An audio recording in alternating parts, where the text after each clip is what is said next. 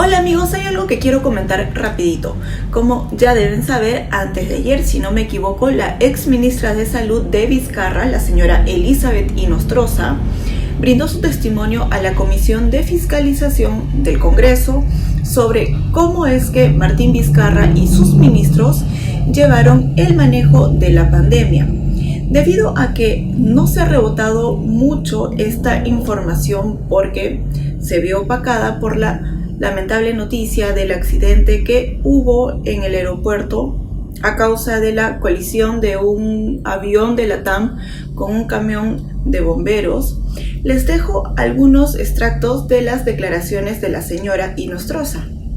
El 12 de marzo del 2020, mediante resolución ministerial 83-2020 de PCM, se crea un grupo de trabajo dependiente de la PCM para coordinar la prevención, la protección y el control del COVID-19, una labor que ya venía realizando el propio Ministerio de Salud, pues coordinaba con todos los sectores y con todos los demás poderes. La Secretaría Técnica estuvo a cargo de Silú León Chempén. A mí me comunican la creación de este grupo de trabajo la secretaria general Miriam Morales en Palacio de Gobierno. Y sucede que estando en Palacio busco hablar con el presidente porque no había comunicación ya fluida y veo al presidente que estaba en una reunión con el premier. En ese momento la secretaria general Miriam Morales me informa de la creación del grupo de trabajo. Pido hablar con el presidente y me informan que me van a avisar porque el presidente tenía otra agenda. En la práctica, este grupo de trabajo significó darle voz a otros actores, entre ellos la ministra de Economía, la presidenta de Salud, Fiorella Molinelli, quienes como miembros de este grupo empezaron a dar críticas hacia la prueba molecular, empieza a ver el ataque a la prueba molecular. La ministra de Economía habla de un pseudo modelo coreano en el que se usaban las pruebas rápidas serológicas, lo cual iba en contra de lo dispuesto por la Organización Mundial de la Salud y no tenía una base científica. Siendo ella economista, empieza a opinar de temas médicos a través de este grupo, esta creación de PCM, y a criticar la prueba porque decía que las que se hacían eran insuficientes en número y demoraba en darse los resultados, que era la otra crítica que hacían a la prueba molecular. En la misma línea se encontraba también la presidenta de Salud, Fiorella Molinelli. Entonces las dos empiezan a dar críticas y como son opiniones no científicas, no médicas, porque ambas son economistas, y que prácticamente pues este grupo da una vocería de que todo el mundo empieza a opinar de un tema médico, habiendo una política establecida y firmemente arraigada en una base científica y promulgada. Este grupo, ¿no? A través de este grupo se demuestra una vez más que se intentó convertir la pandemia en un producto político. Dejó de ser un tema médico y pasó a ser un producto. Como pueden ver, la señora señala que Vizcarra creó un grupo de trabajo paralelo al de Salud, donde Tony Alva y Fiorella Molinelli jugaron un papel preponderante dedicándose a criticar las pruebas moleculares a pesar de que las señoras no son científicas ni están relacionadas a ese campo. Al hacer esto, es decir, al criticar las pruebas rápidas, las señoras también estaban dejando de lado la recomendación dada por la OMS, que era darle prioridad al uso de pruebas moleculares. Debido a todas las críticas no científicas que estaban recibiendo las pruebas moleculares, Inostroza llevó al Consejo de Ministros a un experto para que les explicara la falta de justificación científica del uso de las pruebas rápidas y la importancia del uso de las moleculares. Sin embargo, todo esto cayó en saco vacío. Quiero mencionar también, motivo de esta investigación, las circunstancias en que se dio la reunión del 18 de marzo en el MEF. Y para ello quiero mencionar lo que ocurre en horas de la mañana. Frente a los ataques que se venían dando de voces no científicas sobre la prueba molecular por parte del personal que he señalado anteriormente, convoco al Consejo de Ministros del 18 de marzo, en horas de la mañana, al director del Centro Nacional de Epidemiología, Prevención y Control de Enfermedades, CDC, el doctor Manuel Loaiza Larico, para que presente de manera científica el comportamiento y las curvas epidemiológicas del coronavirus en el Perú en ese momento, con el propósito de demostrar el adecuado uso de la prueba molecular y la falta de justificación científica de un modelo nuevo de testeo masivo que no era científico y era contrario con las normas sanitarias de cuarentena que ya habíamos dispuesto. Sin embargo, con mucha decepción, veo que Termina la exposición el doctor Loaiza y no se le presta la menor importancia debida. Al término del Consejo de Ministros, pido nuevamente reunirme con el presidente preocupada porque escuchaba opiniones sin sustento científico y no le dan importancia a la presentación del ente científico reconocido y especializado en el manejo de la pandemia. Y coordino con la secretaria general, con la secretaria Miriam Morales, me dice que el presidente tiene reuniones agendadas, pero que me va a avisar en horas de la tarde. Sobre las 5:30 de la tarde me encontraba en el MINSA y recibo una llamada de la señora Miriam Morales para decirme que el presidente podía atenderme. Entonces le digo, voy a Palacio de Gobierno y me dice, no, el presidente está en una reunión en el Ministerio de Economía y Finanzas y ahí se va a atender. Por lo que entendí que me iba a dar la reunión que estaba solicitando. Llego al MEF con mi vehículo oficial, porque se trataba de un auto oficial. Dada la cuarentena, se encontraba el MEF vacío, las instalaciones, y me conducen a un segundo o tercer piso. De una de las puertas de las instalaciones que se encontraba vacía, sale Miriam Morales a recibirme, me saluda y me informa que el presidente está terminando una reunión y que acto seguido me iba a atender. Me invita a pasar al ambiente para que yo me quede solo esperando, para que yo no me quede a manera de una sala de espera, para que no me quede esperando sola en el pasillo. Y me hace pasar al ambiente. Cuando cruzo el umbral en la puerta veo con sorpresa, malestar y hasta vergüenza y me invitan para salir con ellos por la puerta que está detrás de la mesa. Acto seguido el presidente se retira con la MEF y Miriam Morales y la MEF los conduce a un ambiente de ese mismo piso que parece un directorio que estaba vacío. Siguen conversando entre ellos y luego que termina la conversación nos sentamos, el presidente como que estaban haciendo tiempo, me dice, veo que tienes bastante trabajo, la MEF te va a ayudar con las compras. Acto seguido se retira con la MEF sin dar lugar a conversar con él. Me causa mucho malestar esta situación de haber ido hasta el Ministerio de Economía para reunirme con el presidente y que el presidente tenga que salir rápido y prácticamente era como que no estamos en la misma sintonía de lo que yo había ido. Yo voy para una entrevista y no puedo tocar el tema porque el presidente sale apurado para una reunión. Me causó malestar porque yo acudí al MEF, ¿no? Como dije, ¿no?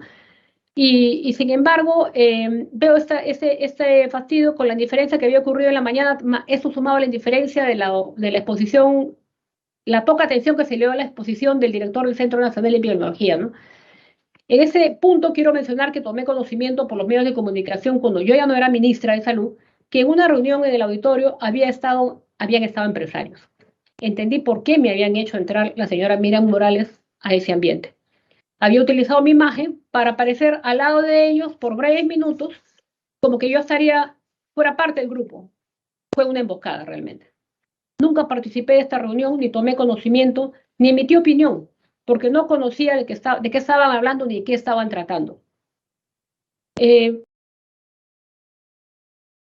Ojo, la exministra señala que antes de esto, para la quincena de marzo del 2020, en El Comercio, el periodista Fernando Vivas escribió una crónica que se alineaba a lo señalado por Tony Alba y Fiorella Molinelli, pues en ella, es decir, en la crónica, se promovía el testeo masivo a través de pruebas rápidas.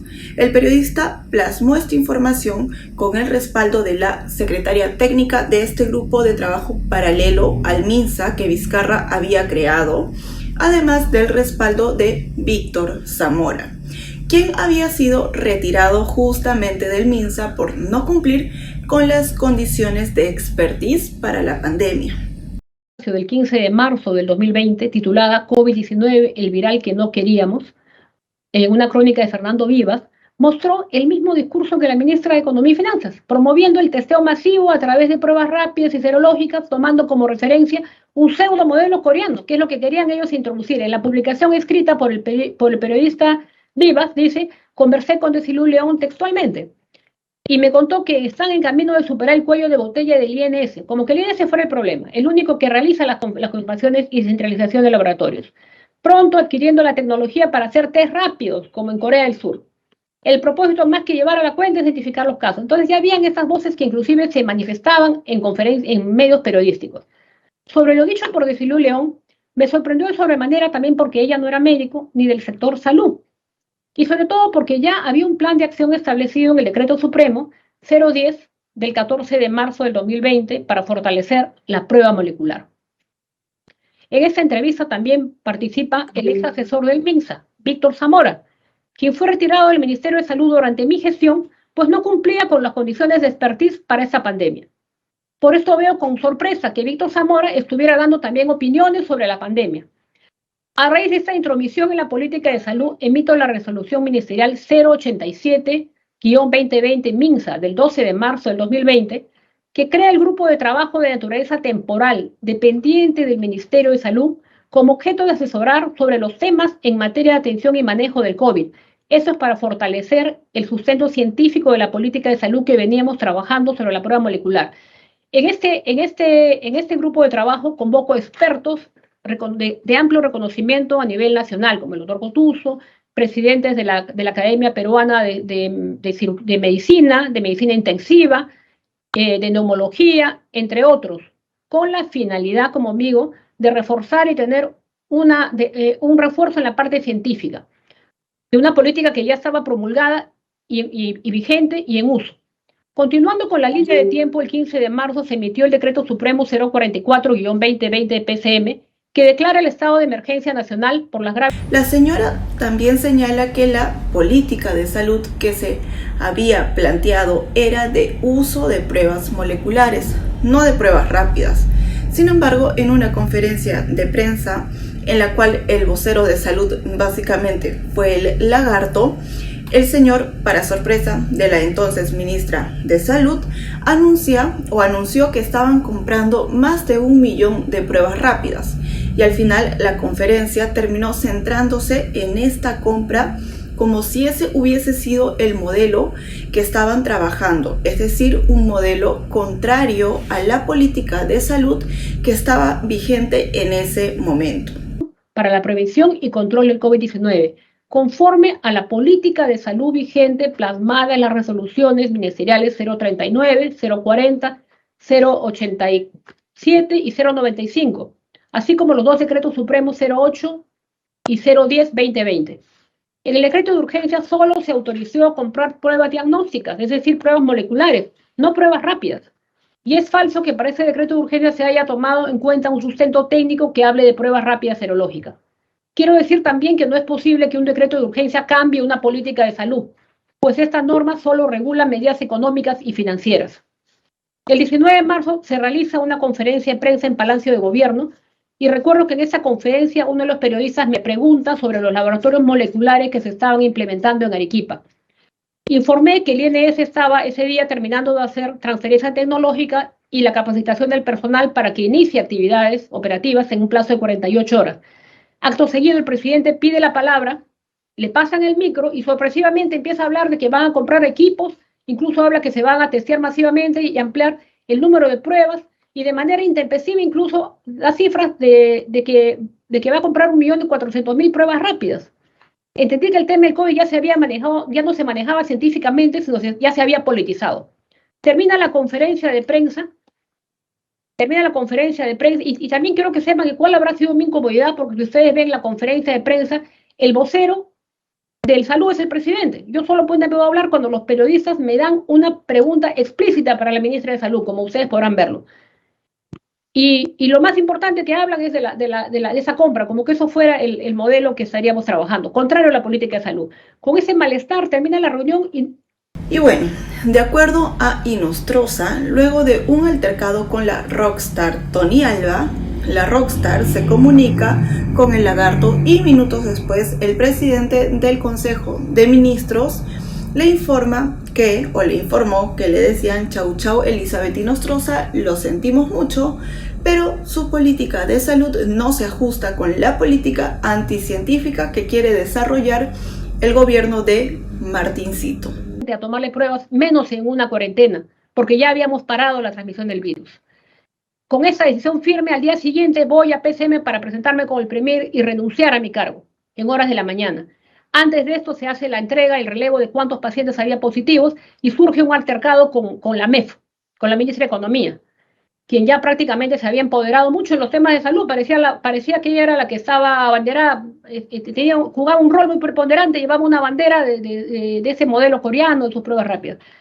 La ministra se pone en pie y me dice, ministra, supongo que ya tendrá las listas para aplicar las pruebas rápidas. Y yo le digo, ministra, acá nadie va a aplicar pruebas rápidas mientras yo sea ministra. Estamos en una cuarentena. la ministra, no podemos exponer a nuestra población y hay una política de salud vigente. La ministra se ofusca, pierde los papeles y dice que cómo es posible, todo este trabajo ha sido en vano.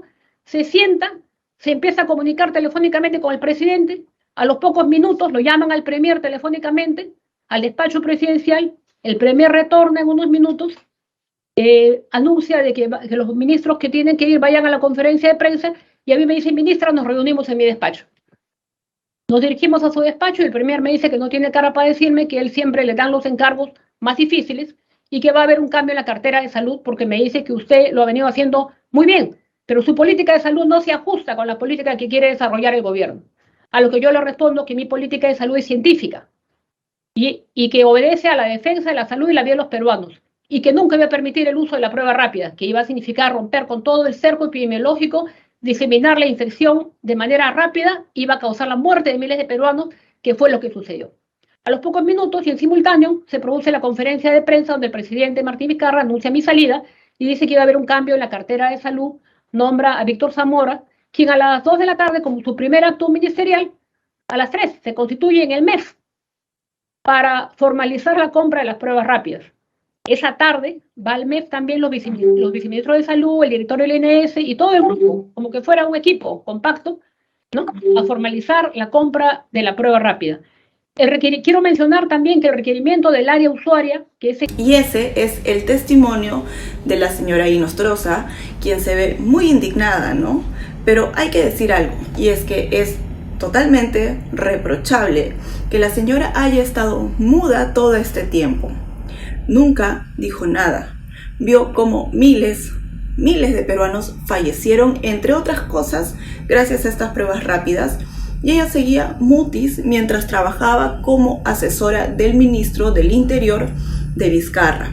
O sea, ¿sus años de silencio fueron gratuitos o es que el puesto que el lagarto le dio contribuyó en algo?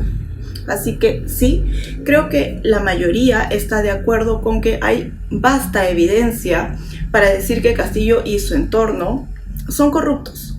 Pero esto de comprar conciencias a cambio de obras o puestos de trabajo no se reduce a la gestión del ex sombrerero. Y ojo, que no me estoy refiriendo para nada a Inostroza.